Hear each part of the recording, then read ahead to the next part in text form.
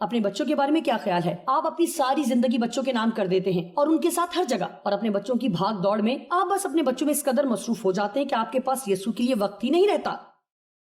کیا میں آپ کو کچھ بتا سکتی ہوں؟ وہ چلے جائیں گے۔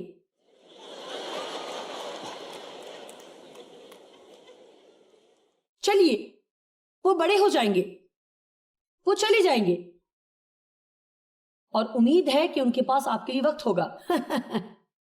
اور شاید وہ دوسرے شہر میں رہنے چلے جائیں، اور شاید آپ انہیں سال میں 2 بار مل سکیں۔ آپ اپنی تمام چیزوں میں سے سب کچھ یسوع کے علاوہ کسی اور کو نہیں دے سکتے، کیونکہ صرف وہی ہے جس پر آپ ساری زندگی بھروسہ کر سکتے ہیں اور اپنی ساری زندگی اس کے ساتھ جڑے رہ کر اچھی گزار سکتے ہیں۔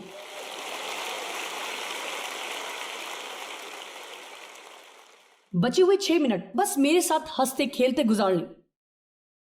ہاں، میرے پاس گھڑی ہے، یہ مجھے وقت کی پابند کرتی ہے۔ بس میرے ساتھ ہنسے کھیلیں اور مجھے بتائیں کہ اس بلڈنگ میں موجود کسی نے بھی اس سے متعلق بالکل چھوٹے سے حل کے متعلق سوچا ہے جس کی ضرورت آپ کو شاید اپنی زندگی میں پڑے۔ اچھا، لگتا ہے میں نے اپنا کام ختم کر لیا۔ ایسی کون سی چند چیزیں ہیں جو بائبل ہمیں بتاتی ہے جنہیں اول درجے پر ہونا چاہیے خدا کے لیے؟ اچھا، خرچ کرنے سے پہلے دینا۔ میں آج یہ سوچ رہی تھی کہ کتنے لوگ بھڑک اٹھتے ہیں جب کسی کو ہدیہ وصول ہوتا ہے، خاص طور پر جب وہ اس سے متعلق ہی بات کرتے رہیں، اور آپ عدالت کرنا شروع کر دیتے ہیں۔ اور عدالت کرنا آسان ہے جب آپ کو پیسوں کی ضرورت نہ ہو، تو یہی بات ہے۔ لیکن اب تک آپ QVC چینل کو 1 گھنٹے تک دیکھیں گے جب وہ آپ کو باتوں میں لگا کر آپ کے پیسے نکالنے کی کوشش کریں گے تاکہ آپ دوسرا بریسلیٹ خرید لیں۔ آپ ان پر تو غصہ نہیں ہوتے؟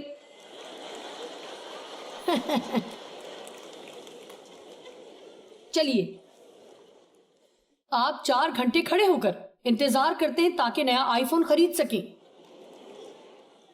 لیکن جب میں ان کتابوں کے اشتہار دیتی ہوں، میں وہ کتاب حاصل کرنا چاہتی ہوں، اور اگر آپ باہر جائیں اور وہاں 10 منٹ تک لائن میں لگے رہیں،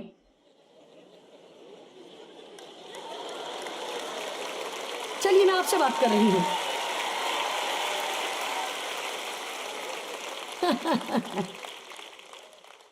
آپ کو کیسے معلوم ہوگا کہ ہماری پہلی ترجیح کیا ہے؟ بالکل آسان، کہ آپ اپنا وقت کس کام میں صرف کرتے ہیں۔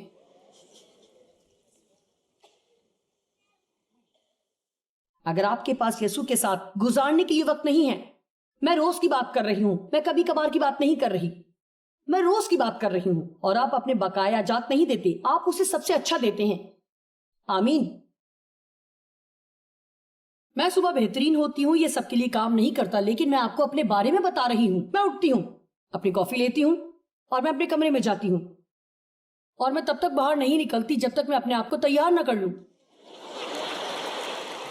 اور کچھ دن باقی دنوں سے زیادہ وقت لگ جاتا ہے، لیکن زیادہ تر دنوں میں مجھے 1.5 یا 2 گھنٹے لگ جاتے ہیں کہ میں اٹھ کر اس حال میں ہوں جس میں مجھے ہونا چاہیے۔ اب شاید آپ اخلاق میں میرے سے زیادہ اچھے ہوں گے۔ چلیے، ہم بس یہ نہ سمجھیں کہ گاڑی پر بمپر اسٹیکر لگا کر اور اتوار کو چرچ جا کر اور پھر پورا باقی ہفتہ لوگوں کے جیسے ہی کام کریں گے۔ ہمیں یہ سب ٹھیک کرنا ہوگا، محبت میں چلنے کے لیے تیار ہوں، اور مہربان ہوں، اور اچھے ہوں۔ بائبل ہمیں سکھاتی ہے کہ اس سے پہلے کہ ہم کسی دوسرے کی مدد کرنے کی کوشش کریں، ہمیں اپنی جانچ پڑتال کرنی چاہیے۔ ہم دوسروں کی غلطیاں بتانے میں بہت خوشی محسوس کرتے ہیں، لیکن اپنی غلطیوں پر دھیان نہیں دیتے۔ آمین۔ بائبل کہتی ہے اگر تم آدمیوں کے قصور معاف کرو گے تو خدا بھی تمہارے قصور معاف کرے گا۔ تو یہاں ایک اور اول درجہ ہے، پہلے دوسروں کو معاف کرو تو خدا بھی تمہیں معاف کرے گا۔ خدا کو اپنی زندگی میں اول درجے پر رکھنا، ہر چیز میں، اپنی دولت میں۔ خدا کو ہماری دولت کی ضرورت نہیں ہے۔ ہدیہ دینے کے وقت سے بڑی اور کوئی آزمائشی گھڑی نہیں ہے۔ لیزا نے آج رات ہدیہ وصول کر کے بہت اچھا کام کیا، آئیے دائیکی سے متعلق چند باتیں سیکھتے ہیں۔ کیونکہ میں آج رات ہدیہ قبول نہیں کر رہی تو میں جو چاہتی ہوں کر سکتی ہوں۔ اکثر جب آپ ہدیہ لینا شروع کرتے ہیں تو آپ کو اپنے بولنے پر دھیان دینا ہے، کیونکہ پھر لوگ یہ سمجھتے ہیں کہ آپ ان کے پیسے لینا چاہتے ہیں، لیکن میں آج رات یہ نہیں کر رہی تو میں دل سے یہ بوجھ اتار سکتی ہوں۔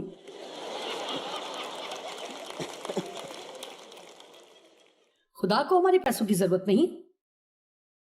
کچھ لوگ کہتے ہیں کہ دائیکی کی پرانے عہد نامے کے قانون کی زمرہ میں آتی ہے۔ اچھا ہاں، انہیں یہ کہنا پڑا۔ خدا ہمیں نیا دل دیتا ہے، ہم دینا چاہتے ہیں۔ آمین۔ کہ اگر وہ شریعت کے مطابق 10% دے سکتے ہیں تو مجھے حیرت ہے کہ ہمیں فضل کے مطابق کیا کرنا چاہیے۔ او